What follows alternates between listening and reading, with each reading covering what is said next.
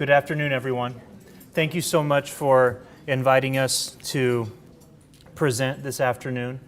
I know on behalf of everyone at Genelex when I say that we are very thrilled to support the Coalition Against Pediatric Pain. It's a great group of people and a great cause. So you don't really realize how important it is until you have children yourself. And so now that I have two little ones at home, it really hits home how important this is. So today I'm going to talk about pharmacogenetics, and we're going to do an overview of pharmacogenetic testing and the clinical utility of this testing. And some of the things I'm going to talk about are really going to hit home in terms of treating patients, especially for pain, how there can be variation in response to medications, and how some of that has to do with the way we're genetically programmed. So with that, I'd like to introduce the topic with the case. This is a young boy named Michael who actually died due to an overdose from Prozac. Prozac was being used for behavioral outbursts and autistic spectrum. He had fetal alcohol syndrome, and the problem with patients with the patients who have a hard time communicating is that that's one of the key ways we determine or pick up on adverse drug reactions. And so when a patient can't communicate very well, that makes it more difficult as a clinician to identify a problem. So this boy was having more and more behavioral outbursts even as the Prozac dose was increased.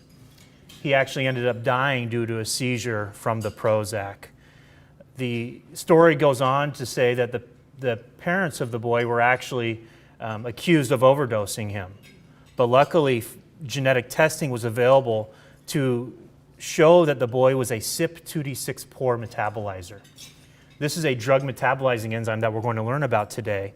And it's the drug, Prozac, it's a major substrate for this pathway. So through the genetic testing, the patient's parents or the boy's parents were exonerated of the charges, and the physician said that had he known about the availability of this testing, he wouldn't have used this medication, or at least not at the dose he did. You know, I try not to use the word personalized medicine when talking about pharmacogenetics because we already do personalized medicine. We treat patients, and a lot of that includes an individual discussion with the patient, looking at their vitals and measuring labs so we're getting a sense of how that individual patient responds to medications. What genetic testing does, though, is it allows us to take the information we have in, let's say, the package insert of a drug, which gives us instructions on how to dose a medication. It helps us make that more precise, and helps us modify it according to that individual's metabolism. So here, with the addition of genetic testing, we may take that advertised dose and we may refine it so that, well, in some cases, at the top there, we may not have to change anything if they're a normal metabolizer. If they're a poor metabolizer, we may need to decrease the dose. Perhaps we need to increase the dose because the patient's a rapid metabolizer. And in some instances, we'll need to use a different medication altogether. So genetic testing is a tool that helps us refine and modify doses to make them safer for patients. Our focus today is really going to be on the pharmacogenetics of pharmacokinetic biomarkers. And there's a reason for that. Pharmacokinetic biomarkers are very easy to objectively measure. So you can look at a strand of DNA and you can get the sequence. And from that, you can actually then measure blood levels.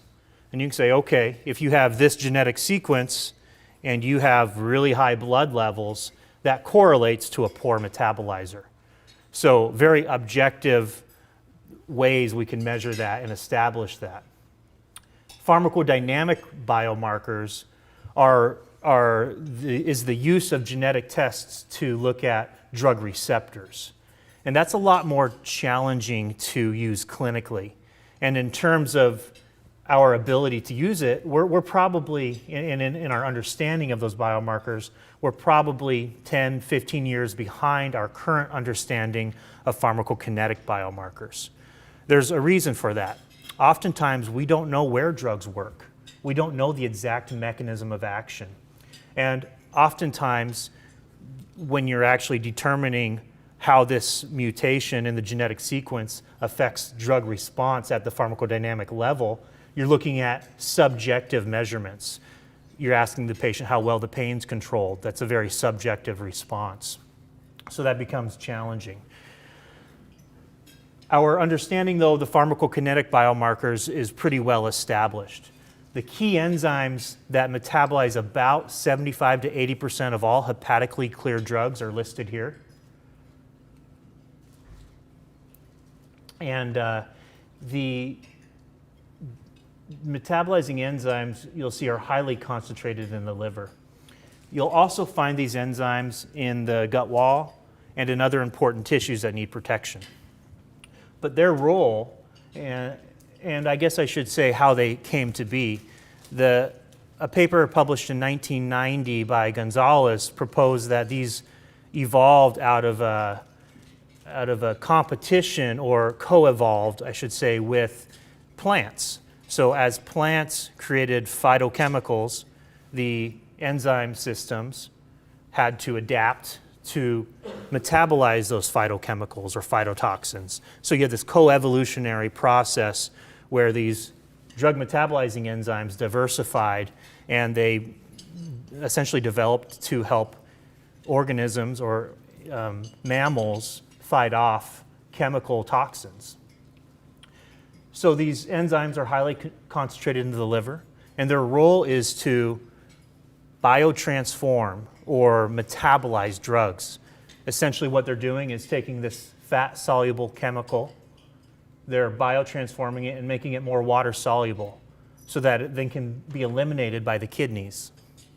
There's certain things that can happen to this system, though, these enzymes that are concentrated in the liver cells. They can be blocked by other drugs. This is called a drug-drug interaction. And when that system is blocked, you're going to get, you're not going to have this process occurring, and the drug's going to be retained. That can result in toxicity. Other things can happen here. You can have someone with liver damage, maybe an alcoholic, and that's going to make this system work less efficiently. You can also have someone who has inherited from their parents bad copies of a gene, which don't allow them to express this enzyme. So we call these patients poor metabolizers. And if you're a poor metabolizer for one of these enzymes, and if the drug you take is metabolized by one of those enzymes, the levels of that drug will begin to increase because you're not metabolizing it as efficiently. So here you see the drug that's not being metabolized. It's going through the circulation still, but it's not being eliminated entirely. It's retained in the system. It doesn't want to be in the bloodstream or in the urine because it's fat soluble, so it stays in the tissues. This system can also be ramped up. So a patient can be on an anticonvulsant, an enzyme-inducing anticonvulsant, which ramps up the system. The patient will then create more of the enzyme, and due to that, they're going to have rapid metabolism or clearance of a drug. That can be problematic because the patient doesn't achieve adequate blood levels of the drug to have a response. I like to use a sink and drain analogy to describe these different phenotypes. There's 4 main phenotypes of drug metabolizers. And again, we're focusing on pharmacokinetic biomarkers because they have well-established clinical utility. So your normal metabolizer is someone, you think of these tubes here as the drain of a sink. Think of the water flowing into the sink as the drug we're prescribing them, and the sink basin is the patient themselves. So these normal metabolizers have a normal sized drain, whereas a poor metabolizer, their drain's a lot smaller, so they're not going to clear that drug as rapidly. And that ultra-rapid metabolizer, they got a really wide drain, so the drug's just going to wash right out of them. So I have some pictures here to further illustrate this. This is a bottle of my daughter's Benadryl, and this is a normal metabolizer, so the blood levels of the drug are just sort of right where we want them. They're therapeutic, the drug's working well, it's still being cleared at a good rate.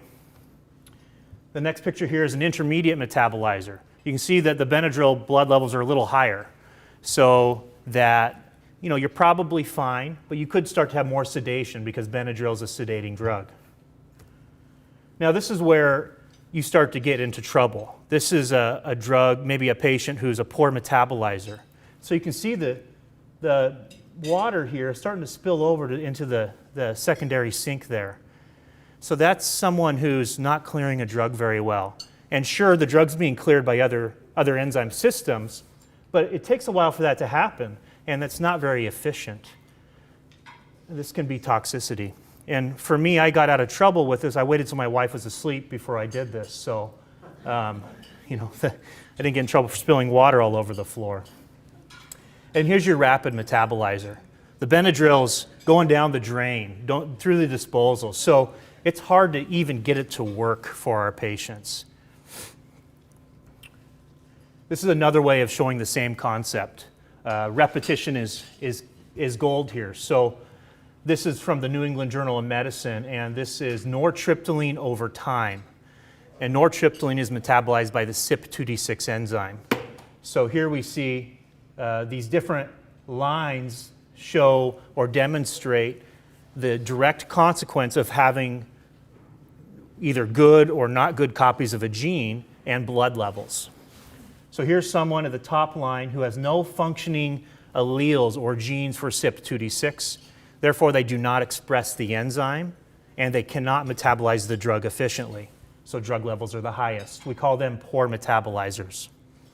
The next line is someone with one good copy of the gene. So they got one good copy perhaps from their mother, one bad copy of the gene from their father. So they don't express as much enzyme as a normal metabolizer would, but they do still have some enzyme available to metabolize at that pathway. We call those patients intermediate metabolizers. The next line is a normal metabolizer, so they have two good copies of the gene. The next two lines, though, represent patients with duplicate copies of genes. So anywhere from 3 to 13 copies of a gene will result in someone metabolizing drugs more rapidly because they're creating more of the enzyme. This is the car I started out in high school, and I have 3 sisters and 2 brothers, all younger. And so I got this car my sophomore year, and after I had it, my sister had it for 2 years, and after she had it, my brother had it for 2 years. By the time he got it, and I blame this on my sister not being a good driver, but by the time he got it, it had a lot of mechanical issues.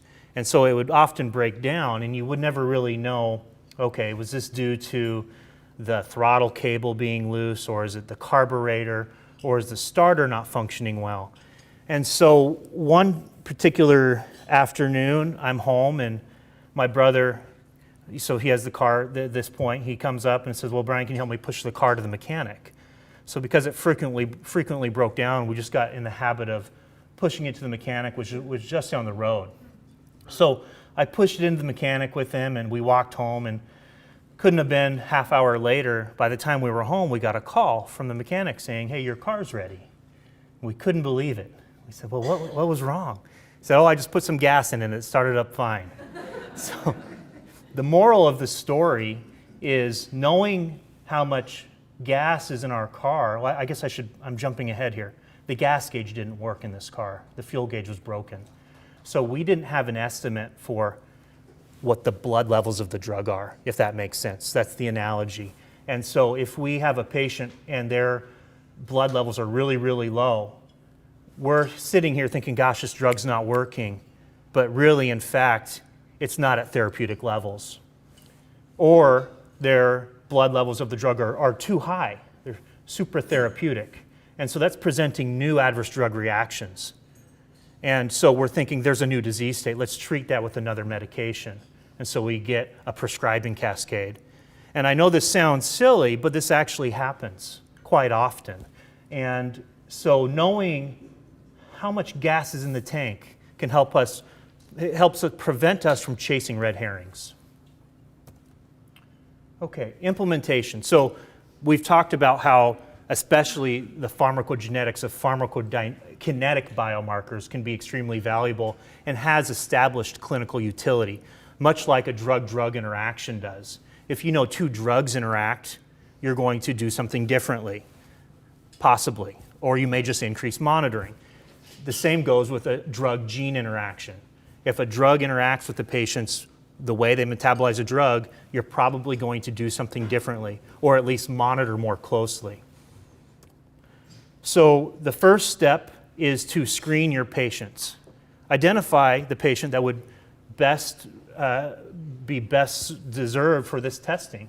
And that's, we don't have a lot of guidance for this in the society guidelines. It would be something that would be great to work with the physicians here as collaborators to see if we can get some recommendations as guidelines for who to test. We currently, though, recommend basically within the pharmacogenetics realm, patients who are polypharmacy because they are at high risk for drug interactions and adverse drug reactions. We recommend high-risk populations, so children on psychotropics, children with chronic pain, frail elderly. We recommend patients who are receiving medications with pharmacogenetic dosing in the product insert. If there's a guideline, for example, citalopram says no more than 20 milligrams a day should be used in a CYP2C19 poor metabolizer. There's only one way to find that out. It's through genetic testing. So utilizing this information and testing these patients who are on those drugs is a great place to start screening. Once we've done that, informed consent. This is something I haven't always talked on, but I just started recently adding this section to my presentation because it's extremely important. We need to let patients know the limitations of this technology and the benefits of it. And we need to give them a clear picture of that. One concern that comes up is the potential for these biomarkers that we test for now, we 20 years down the road find out they're associated with disease states. So we need to inform our patients that, there's a potential that in 10, 15 years, we could find out that you're a 2C19 poor metabolizer. It significantly increases your risk for cancer. We currently don't see much of a correlation, but it's something to consider when ordering this test that we could one day find that out. Also talking to patients, because it's a sensitive issue, whenever you're talking about genetics, it's patients can get concerned about that. So being sensitive about this and helping patients understand what's being tested and what's not. So the next step is to then order the pharmacogenetic test, collect the sample, and send that to the lab. This is my daughter doing a cheek swab. That just shows you how easy it is. You just do a quick swab of the cheek, you can collect that DNA and send that into a lab. Very harmless procedure. You can also collect it through blood, though, if that's preferable. It's now time to review results. So you get this genetic information in, and the place to start is looking at the information against the patient's current medication list. So trying to identify, okay, are there any medications that you're on where it could be the reason you're having a problem with them is because you're a poor metabolizer or a rapid metabolizer. That's the first step. The next step, though, and this is the beauty of pharmacogenetic testing, is it's a once-in-a-lifetime test. The next step is applying this information every time a new medication is ordered. And so I've often heard, well, genetic testing is kind of expensive. It's about $1,000 for a decent-sized panel of drug metabolizing enzymes. Yeah, that's expensive, but when you consider that in terms of the life cycle of the patient, and that information being used their entire life to optimize pharmacotherapy, it's not that expensive, and it's well worth the extra work we have to do in terms of interpreting and identifying and predicting these possible interactions. Okay, so now we transition into, we've talked about pharmacokinetic biomarkers and how there's a direct relationship, a cause and effect between a mutation and blood levels, and we've talked about how to order this for your patients. We have to actually have a tool that we can utilize to make sense of this. And so Genelex has a software program. It's actually a cloud-based program called UScript. And UScript, at its core, is a drug-drug interaction program. And I would bet that everyone here, every prescriber here, uses a drug interaction program in some way, shape, or form. Most likely it's embedded in your EMR. But a drug interaction program is a tool that predicts drug interactions. So there can be pharmacodynamic interactions, so two drugs that make you sleepy. That can be problematic. Or you could have someone who's taking a drug that's inhibiting the metabolism of another drug. That could result in increased plasma levels of the drug and toxicity. Our genes and drugs, in terms of interpreting the interactions, it's the same way. We just have to have a tool that does this for us. So the UScript drug interaction program incorporates that genetic information into the program, and it looks at it the same way any other program would look at a drug-drug interaction. So this can now be used clinically. That has been another, I guess, challenge by opponents to pharmacogenetic testing is how do you use this information? So now we have a tool that allows prescribers to use this at the point of prescribing, just as they would a drug interaction program. These are just some additional features of the software. Those are over 2,500 drugs and metabolites, 16,000 evidence-based PubMed links to this program. It incorporates herbals and over-the-counters. Again, it has genetic underpinnings to this program. It's unique in a couple different ways. You can see these ups and down arrows. It actually will visualize for you the predictions and pharmacokinetic changes. That's another unique feature that no other drug interaction program does. It's a cumulative program, so it actually, if you have a patient taking 2 inhibitors of a pathway, it adds that up. That's unique to our program. Another feature would be that all interactions are on one page. If you're utilizing an EMR, you'll notice that you get an interaction, you have to override it, then move on to the next interaction. There's somewhat of a disconnect in the very nature of that. Having this software allows you to see all these interactions more as an entire view, and that can be beneficial. Okay, our program, the UScript software, has also been through a clinical study, and this study was done in Israel, and it's pending publication as we speak. And it was a very large study that looked at over 700,000 patients. They had 2,000 physicians enrolled, and this was a part of a healthcare plan. There was also a 1,000 patient genetic subarm. Sort of the short and sweet of this was that utilizing the program in the tested patients compared to the controlled patients where the program was not used, they decreased hospitalizations by 5.6%, decreased total number of drugs used by 1.5%, and decreased imaging procedures by 2.1%. These are really impressive numbers, and this is from just the drug interaction component alone. The genetic testing added some additional benefits.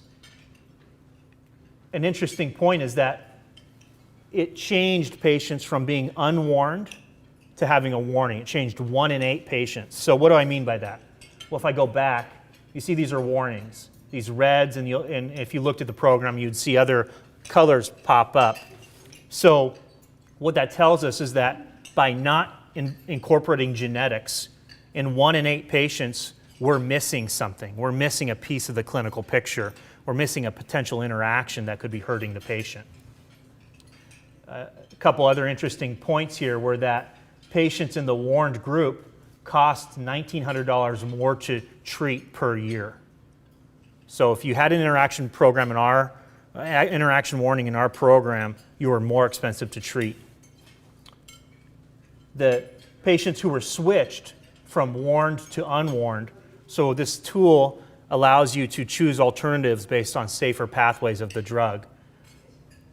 It actually saved the total cost for treating that patient, it reduced the cost by $1,500 for that year.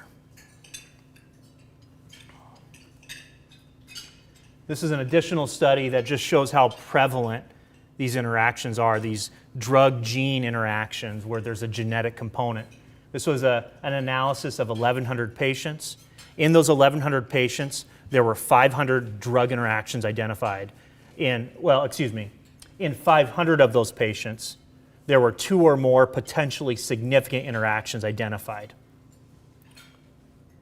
When they analyzed the types of interactions that were present, 66% of those interactions were drug-drug interactions, but 34% had a genetic component.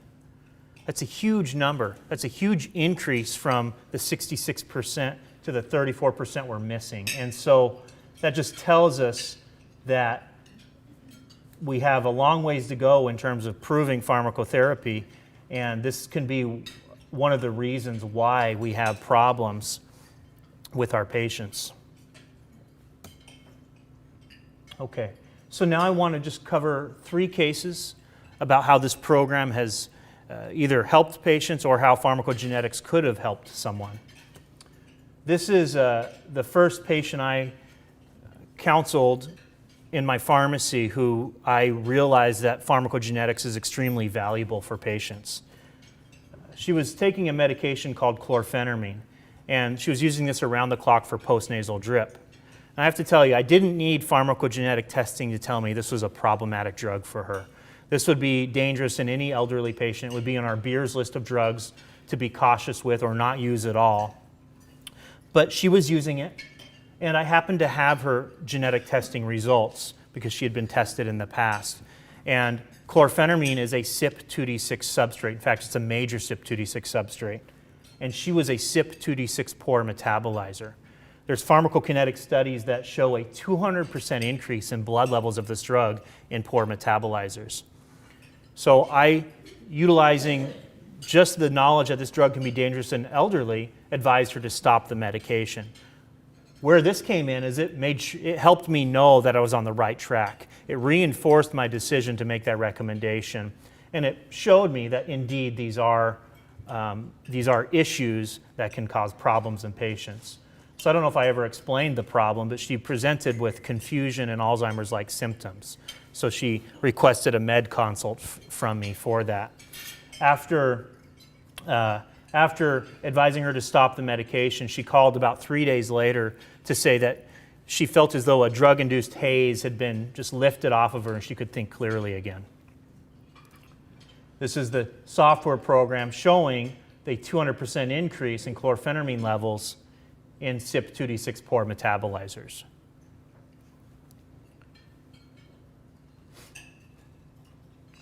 This case is a case from the New England Journal of Medicine in 2004, and it's a patient with 62-year-old with past medical history of chronic lymphocytic leukemia. And he had a 3-day history of fatigue, dyspnea, fever, and cough, and he was admitted for pneumonia. When he was admitted, he was prescribed a number of different drugs, including ceftriaxone, clarithromycin, voriconazole, and codeine. The codeine was dosed at 25 milligrams 3 times daily. And unfortunately, he, on day 4, was found unresponsive and sent to the ICU. But he did recover with naloxone. So what's going on here is a drug interaction with a genetic component. And so it's pretty interesting. When they measured the blood levels of morphine in his system, they were 80 times the normal levels. So they were extremely high. So why could that, what could have caused that? Codeine is a prodrug. It gets converted to the active metabolite morphine. When voriconazole and clarithromycin were added, they inhibited CYP3A4, which is one of the 2 major enzyme pathways for this drug's metabolism. Inhibiting those meant that codeine only had CYP2D6 to be metabolized by. And this patient was a rapid metabolizer for CYP2D6. So all of this codeine got shunted through CYP2D6. That morphine accumulated. He went into renal failure and almost died because of it. This is the software showing you that had we utilized this program prospectively at the point of prescribing, we could have known that the metabolite of codeine, morphine's levels, were predicted to increase greater than 200%.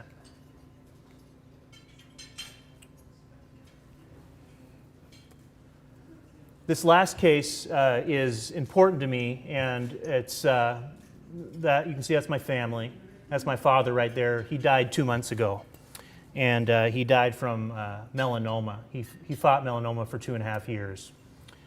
And I guess the reason I wanted to present this case is because we don't always know for sure the things we do, what difference they make.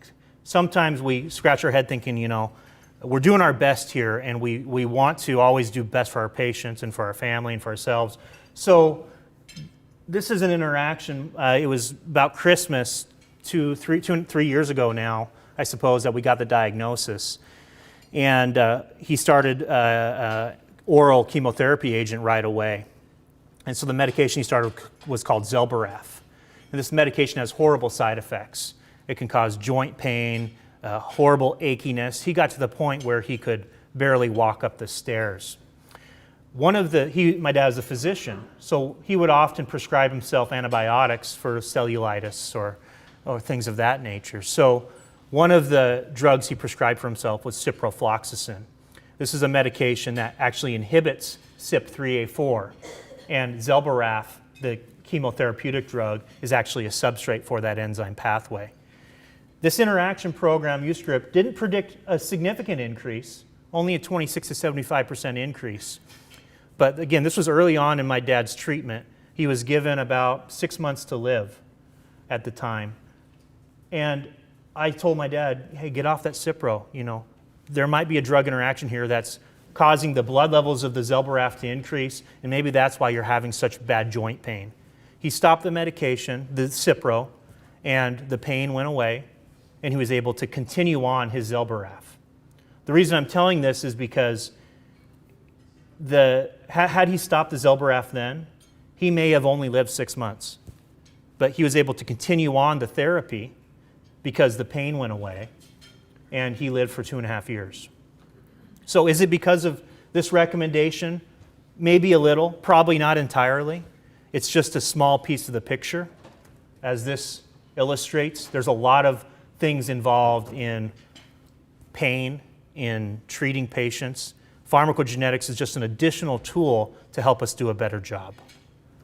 That is all I have. These are some additional readings I have if you're interested in this topic on drug interactions and pharmacogenetics.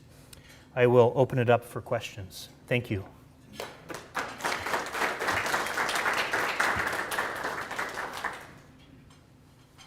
Yes.